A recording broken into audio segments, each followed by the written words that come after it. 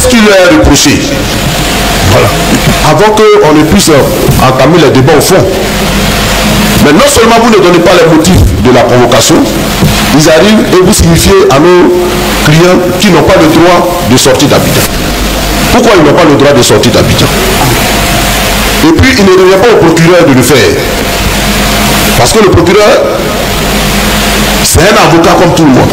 Et c'est leur adversaire. Donc il ne peut pas, lui qui défend l'État, dire que les prévenus là, sinon les, je ne sais même pas pourquoi vous avez les, non, pas les suspects, les suspects. Les suspects là, c'est voilà, les convoqués là, les convoqués, voilà, n'ont pas le droit d'aller au-delà de la ville d'Abidjan. Non seulement ça viole leur liberté d'aller et de venir, mais ça viole le principe de la présomption d'innocence. Voilà. Donc il y a eu un débat vraiment, un long débat, et on leur a seulement donné le droit de faire des observations. Et donc ils ont fait toutes ces observations. Et puis on a cru que ça allait prendre fin. Et autour de midi, on allait regagner nos domiciles. Bon, or ça ne faisait que commencer. Ça ne faisait que commencer. Il y a eu donc l'arrivée des agents de la DST, la direction de la surveillance du territoire. Ils sont venus, donc ils disent qu'ils sont venus pour maintenant nous interroger sur les événements qui ont eu lieu à Yopougon. Voilà. Parce que autour de 14 heures, ils sont arrivés. Et donc, chacun de nous a été pris, on a été isolés tous dans des bureaux, et puis les interrogatoires ont commencé. Voilà. Et ce sont ces interrogatoires qui ont été pénibles, qui ont été longs, qui ont été harassants, qui à la limite même de la torture. Voilà. Et donc, on nous a demandé qu'il y a des militants du PPACI qui ont été arrêtés, pour résumer, et ils disent qu'ils ont reçu des instructions, voilà, pour perpétrer les actes qu'ils ont commis là. Ils ont reçu des instructions de la part des responsables du PPACI. Voilà. Et comme dans ce laps de temps là, c'est vous là qui êtes très actifs, il faut nous dire ce que vous savez de ça. Voilà. Il faut nous dire ce que vous savez de ça. Donc on s'est expliqué. On s'est expliqué, on a décliné naturellement toute responsabilité, parce que on ne peut pas être en train d'organiser une marche, demander l'autorisation de marcher aux autorités, et puis dans le même temps en train de commanditer des actions occultes dans le but de casser, de détruire des biens privés ou des biens publics. Ça ne fait pas partie de notre philosophie, et je ne crois pas qu'un responsable du PPACI, en tout cas à ce niveau de responsabilité là, puisse se mettre dans ce genre de situation. C'est contre la philosophie de notre parti, c'est contre la philosophie de notre leader, et puis ça ne nous apporte rien en matière de résolution de nos revendications.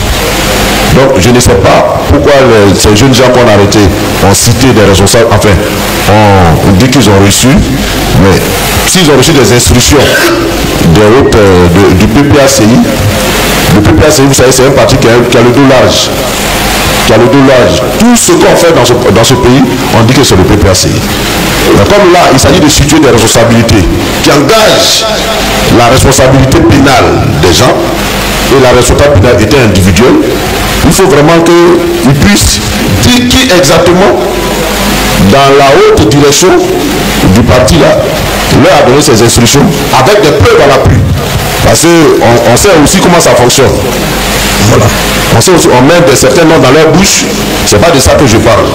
Je parle de preuves. Parce que nous sommes au pénal et il faut des preuves pour étayer les accusations. Voilà. Donc ils ont noté ça. Ils ont noté ça, et puis bon, on a discuté, et donc Ils ont donc rédigé tous les PV. Ils ont rédigé les PV de toutes les auditions. Et puis, bon, tout était pratiquement fini. Il fallait maintenant attendre la décision. Est-ce qu'on nous libère ou bien on nous enlève nos directions? Donc, on était là. Quand on est arrivé, on dit, bon, ça communique trop entre la préfecture et l'extérieur. Voilà. Et ça peut nous porter préjudice. Et il fallait qu'on puisse faire en sorte que les communications entre la préfecture et l'extérieur cessent. Bon, c'était un peu difficile pour nous parce que on était tellement occupés aux interrogatoires qu'on ne savait pas qui communiquait et puis ce qui se disait. Voilà, ce qui se disait. Et donc après on a appris qu'ils ont dit non, il y a la direction même du parti qui a fait un communiqué. Et comme quoi on a dit tout à l'heure au secrétaire général, que le secrétaire général a fait un communiqué appelant pratiquement à l'insurrection. Voilà, donc ça, c'était pas une bonne chose. C'était pas une bonne chose. Et puis d'ailleurs même, où est le secrétaire général? Voilà. Où est le secrétaire? Bon, on ne savait pas si c'était pour l'entendre, mais le secrétaire général était déjà parti. Voilà. Et donc, on est resté là jusqu'au petit matin, aux environs de 5 heures, 6 heures pratiquement, quand il nous a été donné l'ordre de rentrer chez nous. Voilà, de rentrer chez nous et que vraiment de respecter strictement l'interdiction de sortir du territoire d'Abidjan. De sortir du territoire d'Abidjan. Voilà.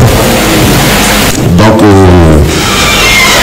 je voudrais, au terme de ce qui s'est passé cette journée-là, remercier aussi notre ami qui n'est pas là,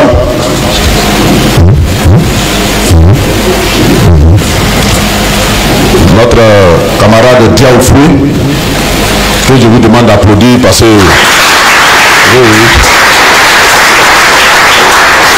parce que Diaoufoué, il est député de la nation et on ne peut pas l'entendre comme ça, voilà, dans ces circonstances-là.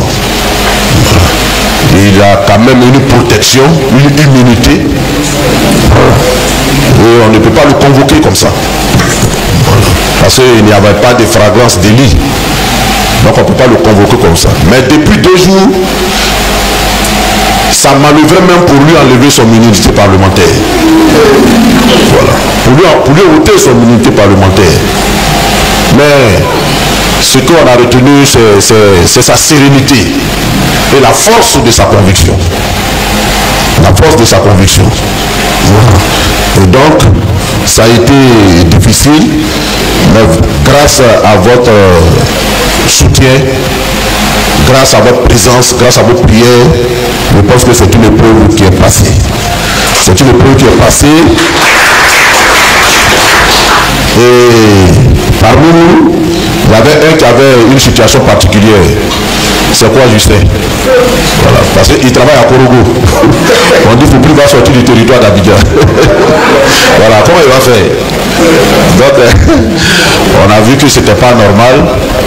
Et lui-même, quoi, il a pris le devant des choses. Il a pris le devant des choses, il a dit aux policiers, ben moi, je travaille à Korogo. Voilà. Donc, cette restriction-là, elle ne peut pas s'appliquer à moi. Elle est inopportune. Voilà. Voilà. Parce que d'abord je suis ici même, je suis en mission. Parce qu'il avait un ordre de mission. Voilà. Je suis en mission, je suis en train de travailler. Voilà. Et c'est quand la convocation a été notifiée à son directeur qu'il a pu recevoir ça. Et c'est en ce moment qu'il nous a rejoint après à la préfecture. Et donc, il a montré que lui, il ne pouvait pas observer ça. Et sa fermeté a fait que, bon, pour lui, il peut aller à Korogo. Voilà. Il peut désormais aller à Korogo. Voilà. Voilà. Voilà. Non, lui, il peut aller à Korogo et puis venir à Abidjan. Voilà. Mais il n'a pas droit d'escale. Il n'a pas droit d'escale. Voilà.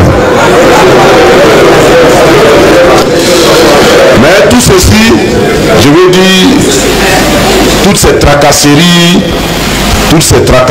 ont une seule cause, c'est d'empêcher la marche du 9 de se dérouler. La marche du 9 de se dérouler. Vous savez, nous avons projeté marcher le 2 août dernier. Cette marche devrait avoir lieu.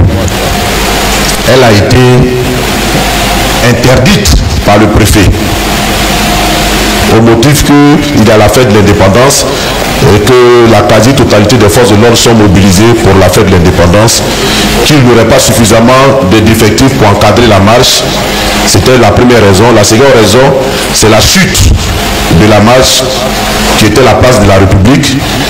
Et compte tenu de ce que c'est au cœur du plateau, c'est-à-dire le centre des affaires, il ne pouvait pas nous laisser arriver au plateau. Mais mieux même, la proximité de la part de la République avec le palais présidentiel faisait qu'ils ne pouvaient pas nous donner cette autorisation-là, parce que selon les informations qu'ils ont, on voulait simplement avoir accès à la place de la République pour ensuite envahir le palais présidentiel. Donc, en conséquence de quoi, il ne pouvait pas autoriser la marche et il a pris un arrêté pour interdire la marche. Nous nous sommes retrouvés avec le comité de pilotage. Nous avons analysé la situation et en toute responsabilité, nous avons décidé du report de la marche en fixant une nouvelle date, c'est-à-dire le 9 août 2025. Et nous en avons modifié même l'itinéraire en tenant compte de la volonté du préfet. On n'arriverait plus au plateau, mais maintenant on allait s'arrêter au carrefour à Boussois. Voilà. Vers la Sonatété, on allait s'arrêter là. Voilà. Pour ne même pas leur donner de prétexte de porter atteinte à cette liberté. Donc, le mardi passé, une délégation s'est donc rendue à la préfecture et avec, je veux dire, nos nouvelles propositions. Le préfet, il a admis le principe de la marche, mais il n'était pas d'accord avec l'itinéraire. Il ne voulait pas qu'on soit sur le VGE, sur le Giscard d'Estaing. Il nous a proposé deux communes, la commune de Cocody et la commune de Yopougon. D'accord. Donc, nos amis ont pris acte, ils sont donc revenus. Le plus important, c'était que le principe de la marche soit acquis. Voilà, soit acquis. Parce que c'était vraiment pas évident. C'est vraiment pas évident. De l'interdiction, il y a une semaine, à l'acceptation du principe, quelques jours plus tard, il y a beaucoup de choses qui se sont passées. Et nous avons dû batailler. Nous avons dû batailler. Pour nous, le plus important, c'était d'exercer ce droit-là, cette liberté fondamentale, le droit de marcher. Pour le pouvoir, c'était pas évident. Par rapport à nos intellectuels, c'était pas évident. Parce que ils ne voulaient pas nous voir marcher. Ils ne voulaient pas des marches. Donc il fallait user de moyens persuasifs, des tacts pour les amener à nous laisser marcher. Et donc nous avons décidé souverainement d'aller à Yopougon.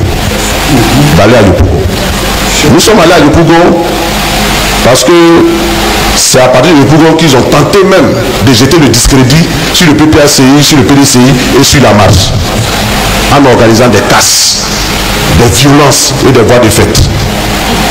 Yopougon n'est pas une cité de violents. Yopougon n'est pas une cité de désordre. Yopougon, nous sommes majoritaires à Yopougon. Voilà.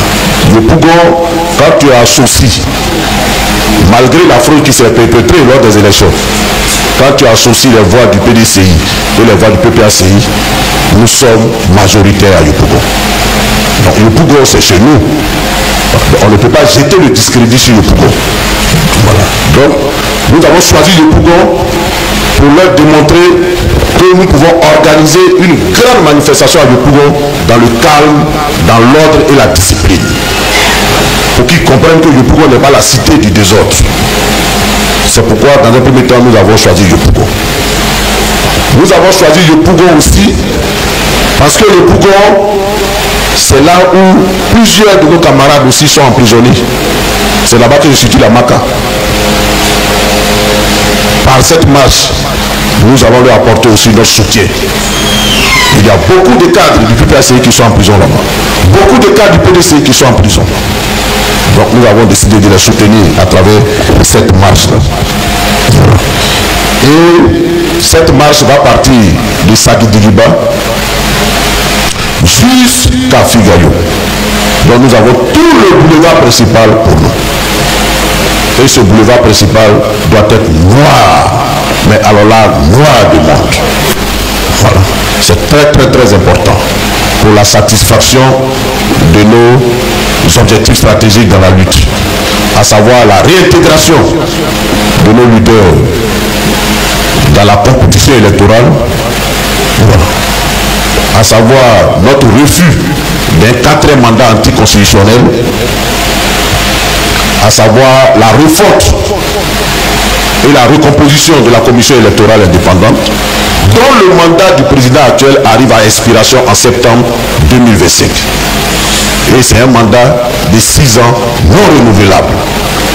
Donc M. Cubier n'a pas le droit d'organiser les élections de 2025 et il ne les organisera pas.